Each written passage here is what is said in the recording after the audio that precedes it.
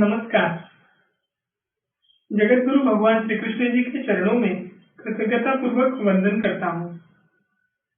सनातन संस्था एवं हिंदू जनजागृति समिति द्वारा आयोजित धर्म संवाद इस विशेष कार्यक्रम में मैं श्री गुरुराज प्रभु आप सभी का हार्दिक स्वागत करता हूँ।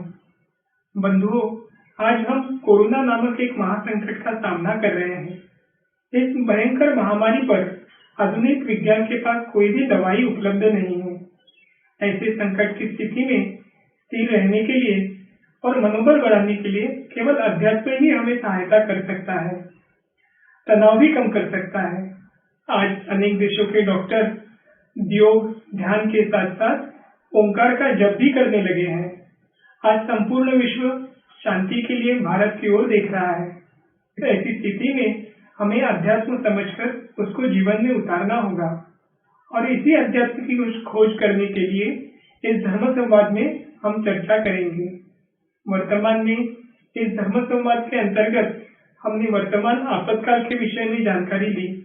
साथ ही साथ अध्यात्म क्या है, सुख दुख क्या होता है, वास्तु दोष और पितृदोष के माध्यम से मनुष्य के जीवन में क्या अड़चने आती है और उन पर उपाय योजना क्या है, यह समझ कर लिया। श्री रामनवमी तथा श्री हनुमान जयंती के विषय में भी शास्त्र क्या है ये हमने जानकर लिया और उसके पश्चात गुरु शिष्य इस विषय पर विस्तृत रूप से हम लोगों ने धर्म संवाद किया और सभी जिज्ञासावश भेजे हुए प्रश्नों के उत्तर भी हमने जानकर लिए। आज के इस धर्म संवाद में हम अक्षय तृतीया इस विषय पर चर्चा करेंगे। आइए आज का यह धर्म संवाद देखते समय आपके मन में यदि कोई प्रश्न निर्माण हो तो कमेंट बॉक्स में लिखकर वह हम तक अवश्य पहुंचाए। जिज्ञासावश पूछे हुए प्रश्नों का हम उत्तर देने का यथासंभव प्रयास करेंगे। इससे हमारी साधना में आने वाली अड़चने दूर होने में सहायता होगी। आज का यह धर्म संवाद में हमारे साथ पूजनीय नीलेश सिंह भाई उपस्थित है। हम आपका हार्दिक स्वागत करते हैं। पूजनीय नीलेश सिंह भाई जी जहाज निर्मित क्षेत्र के अभियंता है। आपने सनातन संस्था के मार्गदर्शन में साधना कर संत पद प्राप्त किया है, अर्थात आप आध्यात्मिक क्षेत्र के अधिकारी संत हैं। आपने विगत 21 वर्षों से पूर्णकालीन रूप से सनातन हिंदू धर्म के प्रचार प्रसार के लिए निरंतर रूप से प्रवास में रहते हैं। इनके आध्यात्मिक क्षेत्र के अनुभव तथा सामाजिक क्षेत्र के अनुभव का निश्चित तौर पर हमें लाभ होगा। आइए आज के धर्म संवाद को हम आरंभ करेंगे। आज के इस विशेष धर्म संवाद में हम अक्षय तृतीया के विषय में जानकर लेंगे, क्योंकि 26 तारीख को अक्षय तृतीया है। तो सबसे पहले पूजनीय नीलेश जी, आप हमें अक्षय तृतीया के विषय में सविस्तर बताइए। हिंदू तिथि के अनुसार चैत्र माह के उपरांत आता है वैशाख माह। वैशाख माह के शुक्ल पक्ष के तृतीया तिथि को अक्षय तृतीया कहते हैं। उत्तर भारत में इसे आका तीज ऐसा भी कहा जाता है। इसे व्रत के साथ ही त्योहार के रूप में भी मनाया जाता है। अक्षय तृतीया के अनेक महत्व है। इसमें से कुछ कारण आज हम देखने का प्रयास करेंगे। अक्षय फल प्रदान करने वाला दिन, ऐसे दिन का महत्व है। पुराणकालीन मदन रत्न इस नाम के संस्कृत ग्रंथ में बताया गया है। यानी भगवान श्री कृष्ण ने युधिष्ठिर को इस दिन का महत्व बताते हुए कहा, अस्यां तिथौ क्षय मूर्पति हूतन्न दत्तन तेनाक्षयति कथिता मुनिभिः तृतीया उद्दिश्य दैवत्त पित्रं क्रियते मनुष्यः तच्च अक्षयं भवति भारत सर्वमेव। इसका अर्थ यह है कि इस तिथि को दिए हुए दान तथा किए गए हवन का क्षय नहीं होता है, इसलिए इसे मुनियों ने अक्षय तृतीया कहा है। देवों के लिए तथा पितरों के लिए इस तिथि पर जो कर्म किया जाता है वह अक्षय अर्थात अविनाशी हो जाता है। अब सत्ययुग की समाप्ति और त्रेतायुग का आरंभ, इसके संदर्भ में इसको देखा जाता है। हिंदू धर्म में संधि काल का महत्व इस प्रकार से बताया गया है कि संधि काल में की गई साधना का फल अनेक गुना मिलता है। प्रत्येक दिन के प्रातः काल, संध्या काल और पूर्णिमा, अमावस्या, इन तिथि को और सूर्य ग्रहण तथा चंद्र ग्रहण और कुंभ इत्यादि संधि काल में साधना करने का महत्व बताया गया है। उसी प्रकार हिंदू धर्मशास्त्र के अनुसार एक युग का अंत और दूसरे युग का प्रारंभ का दिन, यह भी संधि काल ही हुआ है और इस कारण अक्षय तृतीया को अत्यंत महत्वपूर्ण माना जाता है। ऐसा माना जाता है कि अक्षय तृतीया के दिन सत्ययुग समाप्त होकर त्रेता युग का प्रारंभ हुआ। इस कारण ये भी संधि काल ही हुआ। संधि काल अर्थात शुभ मुहूर्त कुछ ही क्षणों का होता है, परंतु अक्षय तृतीया के दिन उसका परिणाम 24 घंटों तक रहता है। इसलिए अक्षय तृतीया के पूरे दिन को ही अच्छे कार्यों के लिए शुभ दिन इस प्रकार से माना जाता है। यह तिथि वसंत ऋतु के अंत और ग्रीष्म ऋतु का प्रारंभ का दिन भी है। सत्ययुग की अपेक्षा त्रेता युग में, त्रेता युग की अपेक्षा द्वापर युग में और द्वापर युग की अपेक्षा कलयुग में समय के साथ सात्विकता धीरे धीरे कम हो जाती है, अर्थात रज तम का प्रभाव बढ़ता है और मनुष्यों की साधना करने की क्षमता कम हो जाती है और उनमें धर्म का पालन नहीं होता। इससे धर्म का अधिष्ठान नष्ट हो जाता है। ऐसी स्थिति में धर्म संस्थापना का कार्य करने के लिए ईश्वर अवतार लेते हैं और मनुष्यों को आचरण में लाने योग्य साधना मार्ग को प्रस्तापित करते हैं। इससे सात्विकता बढ़ती है और दूसरे युग के अच्छे काल का, यानी दूसरे युग के सत्ययुग का आरंभ होता है। इस स्थित्यंतर के काल को शून्य काल या कलह काल भी कहते हैं। अभी अवतारों के प्रकटीकरण के संदर्भ में भी इस दिन का महत्व है। अक्षय तृतीया के दिन ही हयग्रीव अवतार, परशुराम अवतार और नर नारायण अवतार का प्रकटीकरण हुआ है। अक्षय तृतीया के दिन जो 3.5 मुहूर्तों में से एक मुहूर्त माना जाता है, उसमें चैत्र शुक्ल प्रतिपदा अर्थात नववर्षारंभ, दूसरा अक्षय तृतीया और विजयादशमी, इस प्रकार से 3 मुहूर्त और बलि प्रतिपदा आधा मुहूर्त, इन सबको मिलाकर 3.5 मुहूर्त अत्यंत शुभ मुहूर्त माने जाते हैं। सामान्यतः कोई शुभ काम करने से पूर्व पंचांग में दिन तथा समय शुभ है अथवा नहीं ये देखा जाता है, किंतु अक्षय तृतीया के दिन बिना कोई पंचांग देखे कोई भी शुभ या मांगलिक कार्य जैसे विवाह हो, गृह प्रवेश हो, वस्त्र आभूषणों की खरीदारी हो या घर, भूखंड, वाहन आदि की खरीदारी से संबंधित कार्य किए जा सकते हैं।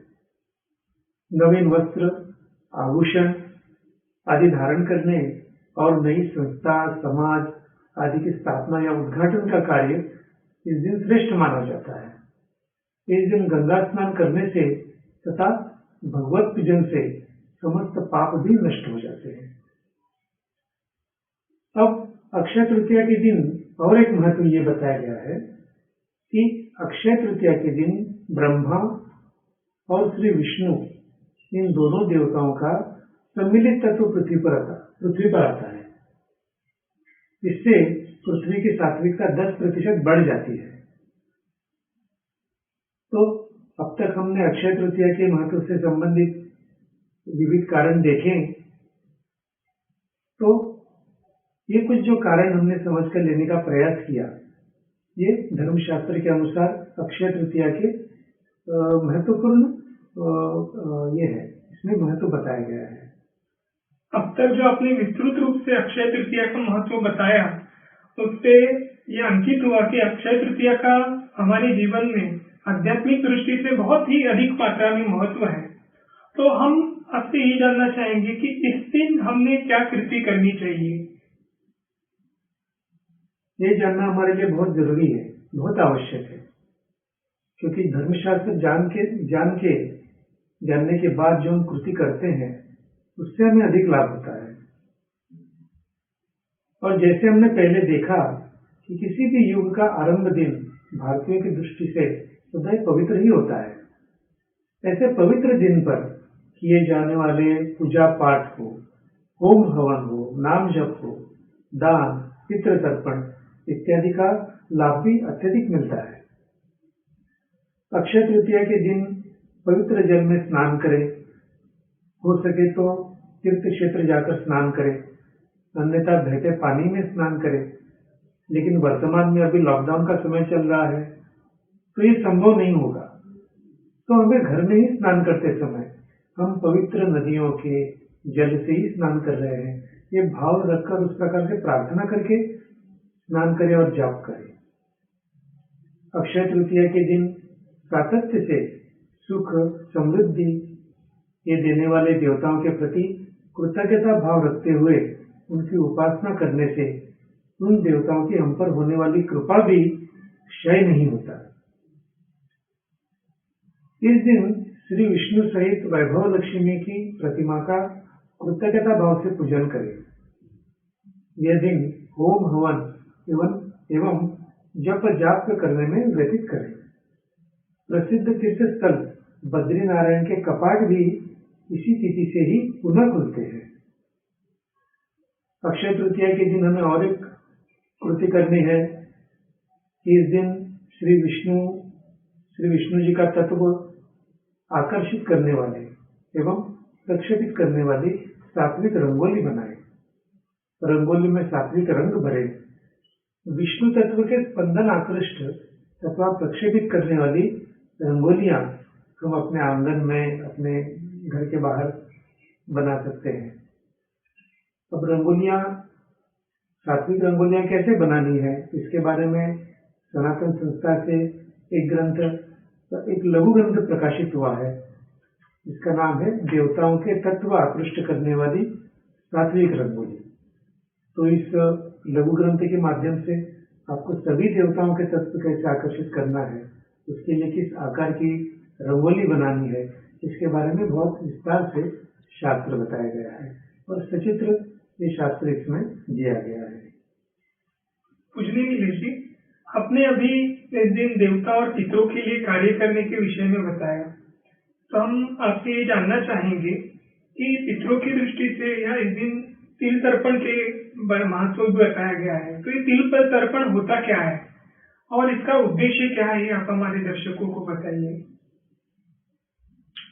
ये भी एक अच्छा प्रश्न है। तिल तर्पण का अर्थ क्या है? देवताओं और पूर्वजों को तिल और जल अर्पण करना।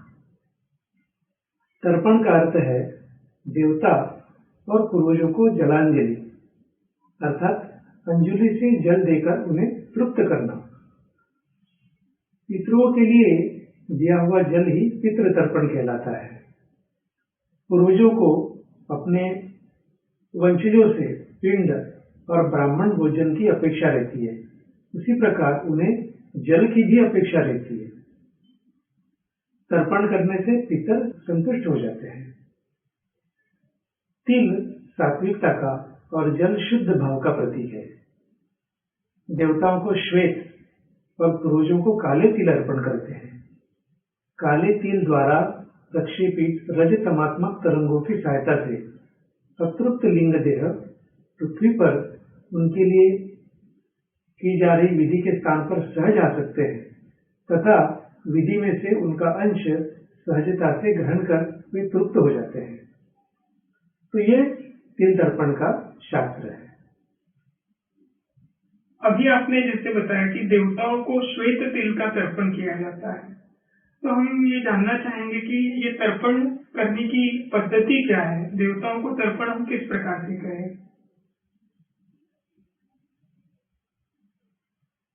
अभी इसके कुछ चरण है, चरण दर चरण ये किया जाता है। प्रथम ताम्र पात्र हाथ में ले, उसके बाद ब्रह्मा जी अथवा श्री विष्णु तथा उनके एकत्रित रूप का अर्थात श्री दत्तात्रेय भगवान का स्मरण करें, उन्हें ताम्र पात्र में आने का आह्वान करें, प्रार्थना करें। उसके बाद ताम्र पात्र में देवता सूक्ष्म रूप से आए हुए हैं ऐसा भाव रखें, क्योंकि हमारे प्रार्थना से तो सूक्ष्म रूप में वहां पर आते ही हैं।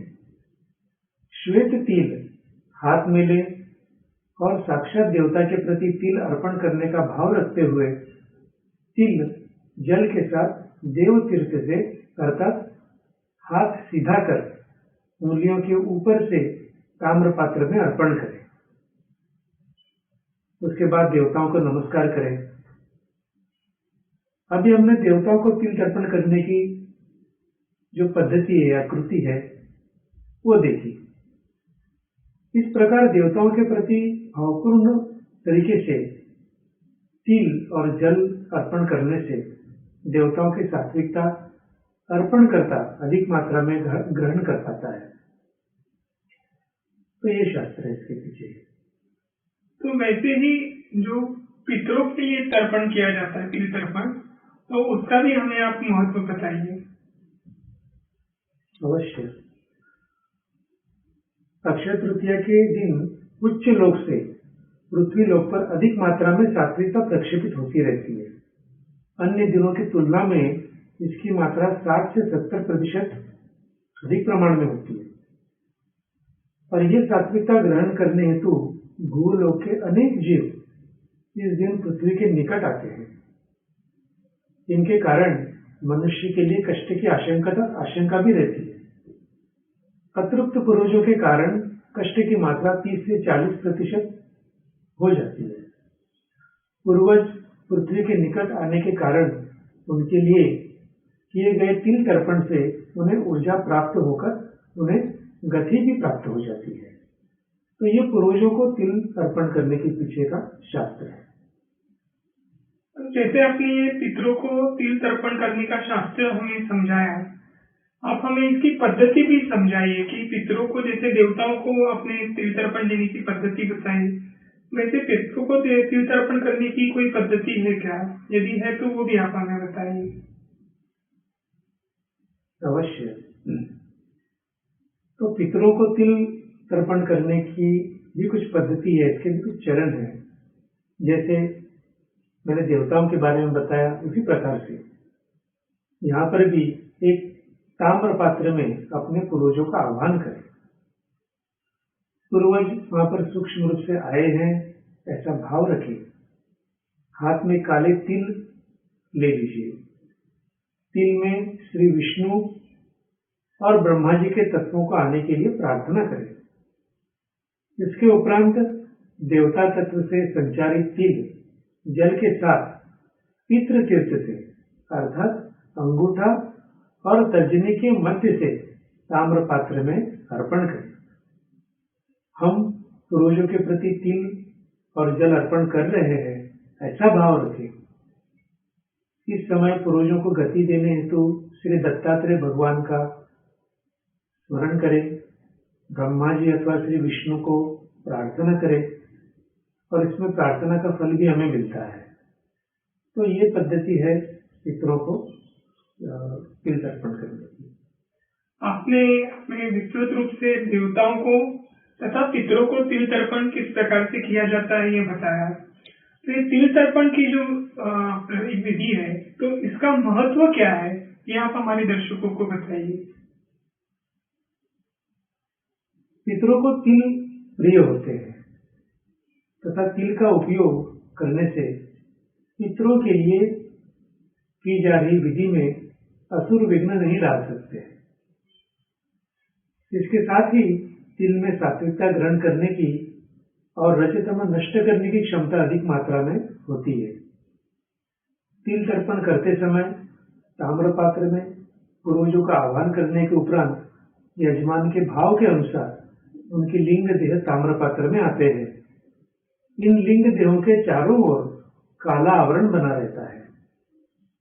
इन लिंग देहों में से जो तृप्त होता है उसके चारों ओर बना काला आवरण कम होने लगता है।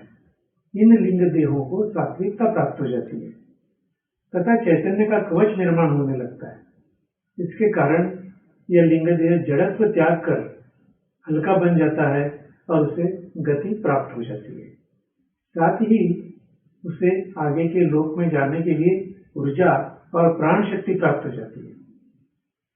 तिल तर्पण की कृति से पूर्वज दोष या पितृ दोष 5 से 10% कम भी हो जाते हैं। अक्षय तृतीया के दिन देवता और पूर्वजों के लिए किए गए तिल तर्पण से यजमान का देव ऋण और पितर ऋण यह भी कुछ मात्रा में कम होने में सहायता मिलती है। आपने हमें अक्षय तृतीया का महत्व बताते समय इस दिन जो कृतियां की जाती है उसमें दान का भी उल्लेख किया था। तो अक्षय तृतीया के दिन दान देने का महत्व क्या है, ये आप हमें बताइए। ये बहुत अच्छा प्रश्न है क्योंकि इस दिन बहुत सारे लोग दान करते भी हैं। तो शास्त्र समझ के हुए करेंगे तो और अधिक लाभ हो जाएगा। अक्षय तृतीया के दिन पितरों के लिए अमान्न अर्थात दान दिए जाने योग्य कच्चा अन्न, उदक कुंभ अर्थात जल भरा कलश, खस का पंखा, छाता, पादत्राण अर्थात जूते या चप्पल, इन वस्तुओं का दान करने के लिए पुराणों में बताया गया है। परंतु दान जो होता है वो हमेशा सत्पात्र होना चाहिए। शास्त्रों में कहा गया है सत्पात्रे दान। तो अक्षय तृतीया के दिन किए गए दान से व्यक्ति के पुण्य का संचय बढ़ता है। पुण्य के कारण व्यक्ति को स्वर्ग प्राप्ति हो जाती है, यानी स्वर्ग प्राप्ति हो सकती है। परंतु स्वर्ग सुख का उपभोग करने के उपरांत पुनः पृथ्वी पर जन्म लेना पड़ता है। मनुष्य का अंतिम ध्येय पुण्य प्राप्ति करके स्वर्ग प्राप्ति करना ये नहीं होता है। पाप पुण्य के परे जाकर ईश्वर प्राप्ति करना ये मनुष्य का अंतिम ध्येय होता है। इसीलिए मनुष्य को सत्पात्रे दानम करना चाहिए। सत्पात्र यानी जो पात्र है, ऐसे व्यक्ति को दान करने पर वो अकर्म कर्म हो जाता है, अर्थात उस कर्म पर पाप पुण्य का नियम लागू नहीं होता। और ऐसा करने से मनुष्य की आध्यात्मिक उन्नति होती है, अर्थात वो स्वर्गलोक में न जाते हुए उसके आगे के उच्च लोकों में जाता है। अब संत है, धार्मिक कार्य करने वाले व्यक्ति हैं, समाज में धर्म प्रसार करने वाली आध्यात्मिक संस्थाएं हैं तथा राष्ट्र एवं धर्म जागृति का कार्य करने वाली कुछ संस्थाएं या धर्माभिमानी इनको दान करें, ये काल के अनुरूप सत्पात्रे दानम ही है। अक्षय तृतीया के दिन उदक कुंभ दान और तिल तर्पण के साथ ही कुछ और भी कृतियां की जाती है, जैसे कि अक्षय तृतीया के शुभ अवसर पर बीज भी बोए जाते हैं।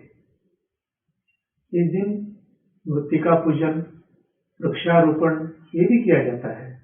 साथ ही इस दिन से कुछ जगह प्याऊ भी खोले जाते हैं, पानी के प्याऊ भी खोले जाते हैं।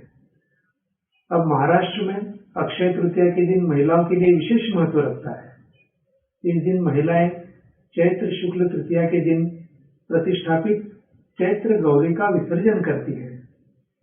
चैत्र शुक्ल तृतीया से वैशाख शुक्ल तृतीया, यहाँ तक किसी मंगलवार या शुक्रवार या किसी शुभ दिन पर वे हल्दी कुमकुम का स्नेह मिलन का आयोजन भी करती है।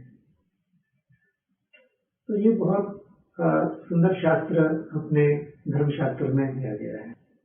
दर्शकों, जिस प्रकार से अक्षय तृतीया सनातन वैदिक धर्म को मानने वाले लोगों की दृष्टि से महत्वपूर्ण दिन है, वैसे ही जैन बंधुओं का भी अक्षय तृतीया एक बहुत महत्वपूर्ण दिन है। यह उनके लिए एक महान धार्मिक पर्व है। इस संदर्भ में भी हम थोड़ी जानकारी लेना चाहेंगे। पूजनीय नीलेश जी, आप जैनों की दृष्टि से अक्षय तृतीया का महत्व क्या है, यह भी हमारे दर्शकों को बताइए। अवश्य। इस दिन जैन धर्म के जो प्रथम तीर्थकर श्री ऋषभदेव भगवान, इन्होंने 1 वर्ष की पूर्ण तपस्या करने के पश्चात इक्षु यानी गन्ने के रस से पारायण किया था और श्री आदिनाथ ने लगभग 400 दिन की तपस्या के पश्चात पारायण भी किया था।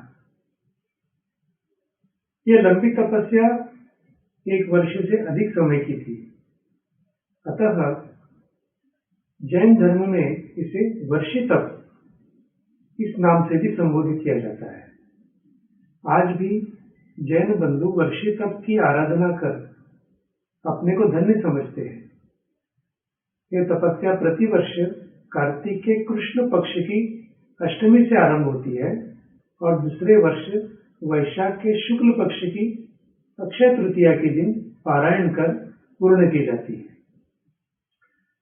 तपस्या आरंभ करने से पूर्व इस बात का पूर्ण ध्यान रखा जाता है कि प्रति मास की 14 को उपवास करना आवश्यक होता है। इस प्रकार का वर्षी तप करीबन 13 मास 13 महीने और 10 दिन का हो जाता है। उपवास में केवल गर्म पानी का सेवन किया जाता है। तो ये जैन धर्मियों के संदर्भ में अक्षय तृतीया का महत्व है। पूजनीय नीलेश जी, हम आपका धन्यवाद ज्ञापन करना चाहेंगे कि आज आपने हमें अक्षय तृतीया के विषय में विस्तृत रूप से जानकारी दी, उसका शास्त्र बताया, उसका महत्व बताया और उस दिन जो कृतियां की जाती है उस विषय में भी विस्तृत रूप से बताया। अक्षय तृतीया के दिन आपने एक शब्द बताया कि तिल तर्पण किया जाता है।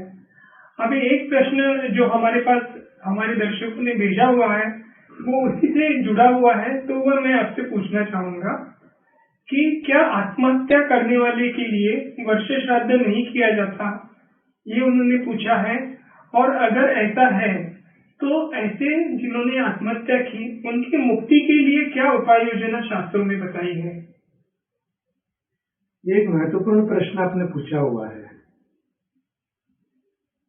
किसी के मृत्यु के उपरांत भी उस लिंग देह की मृत्युत्तर यात्रा यानी मृत्यु के पश्चात की यात्रा सुखमय और क्लेश रहित हो यानी कष्ट रहित हो।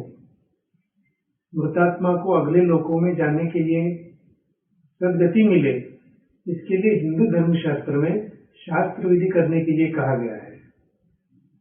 प्रत्येक व्यक्ति को परमात्मा की ओर एक निश्चित आयु मिली हुई है, यानी प्रत्येक व्यक्ति की आयु सुनिश्चित है।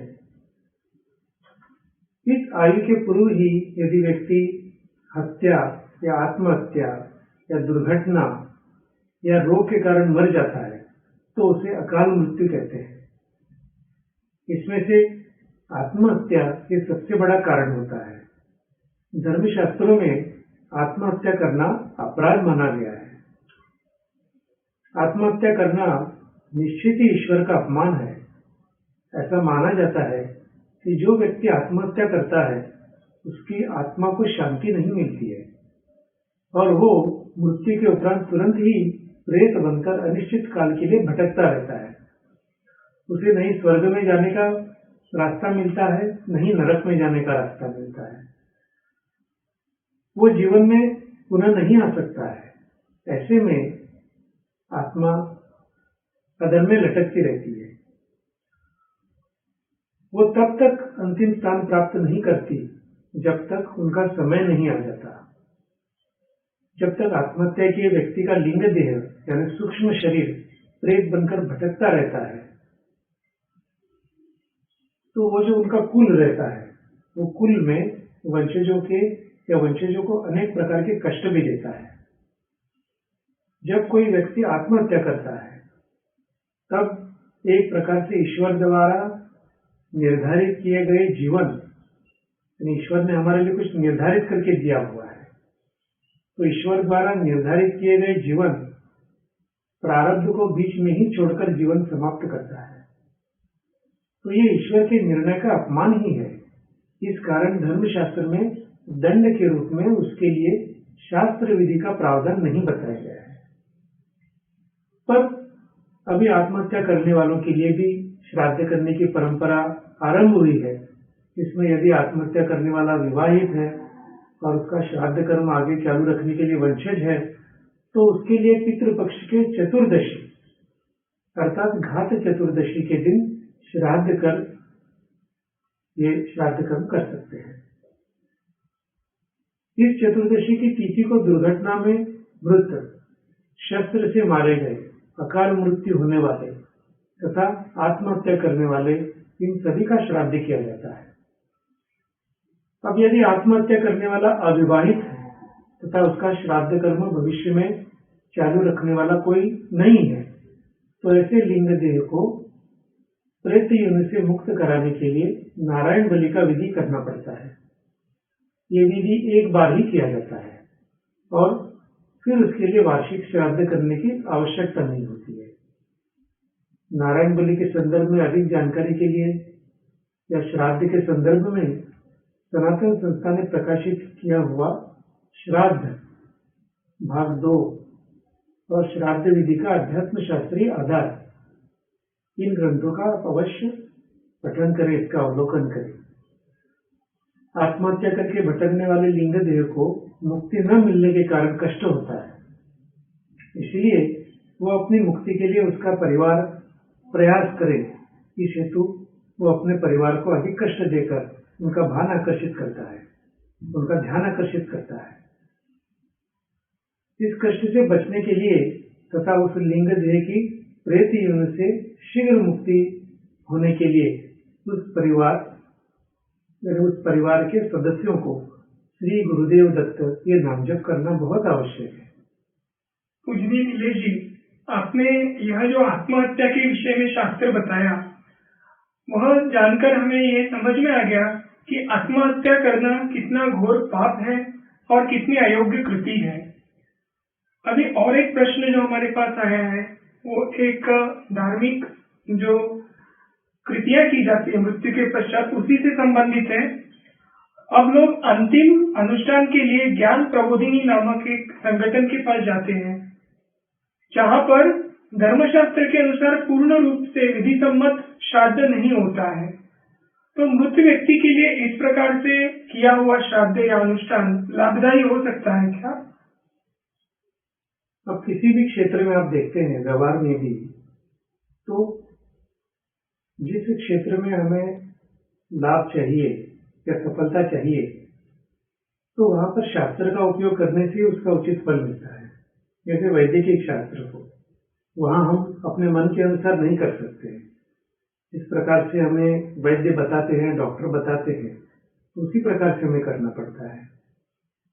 तो जो प्रश्न आपने पूछा है, उसके लिए मैं उत्तर स्वरूप यही बताना चाहूंगा कि मृत व्यक्ति के लिंग देह तथा पितरों की मुक्ति के लिए धर्मशास्त्रों में जो श्राद्ध इत्यादि जो विधि बताए हुए हैं, उन्हें श्रद्धापूर्वक करना ही श्राद्ध है। आजकल कुछ व्यक्ति अपनी आधुनिक सोच या मानसिकता से नए प्रचलन का प्रारंभ कर रहे हैं, जैसे श्राद्ध करने की अपेक्षा गरीबों को खाना खिलाओ, दान करो, इत्यादि इत्यादि। परंतु ये सब तो पितरों के लिए हम श्राद्ध करने के बाद भी कर ही सकते हैं। शास्त्र के अनुसार पितरों के सूक्ष्म लिंग देह को मुक्ति तथा आगे जाने के लोक में प्रवास करने के लिए सहायता हो, इस कारण हमारे परम ज्ञानी ऋषि मुनियों ने श्राद्ध विधि का निर्माण किया गया है। श्राद्ध विधि का शास्त्र बताया हुआ है। हमें अन्य किसी मनुष्य तथा संगठन की अपेक्षा अपनी महान परंपरा, अपना महान जो अध्यात्म शास्त्र है, जो हमें ऋषि मुनियों ने दिया है, तो उनके वचन पर श्रद्धा रखनी चाहिए और शास्त्र के अनुसार करना चाहिए, तभी हमें उचित लाभ मिलेगा। धन्यवाद पूज्य नीलेश जी। आज के इस धर्म संवाद में आपने हमारे दर्शकों के मन से अनेक प्रश्नों का समाधान किया, शंकाओं का समाधान किया। इसके लिए हम आपके प्रति कृतज्ञ हैं। दर्शकों, इसी के साथ अब समय आया है कि आज का यह धर्म संवाद हम यहाँ समाप्त करें। इससे पूर्व आप सभी से नम्र निवेदन है कि यह कार्यक्रम देखते समय आपके मन में जो प्रश्न निर्माण होते हैं, या यदि आपको इस कार्यक्रम के विषय में कोई आपका सुझाव है, तो वह कमेंट बॉक्स में लिखकर हम तक अवश्य पहुंचाएं। और इसी के साथ आज का यह धर्म संवाद हम भगवान श्री कृष्ण जी के चरणों में कृतज्ञता पूर्वक वंदन कर समाप्त करेंगे। नमस्कार।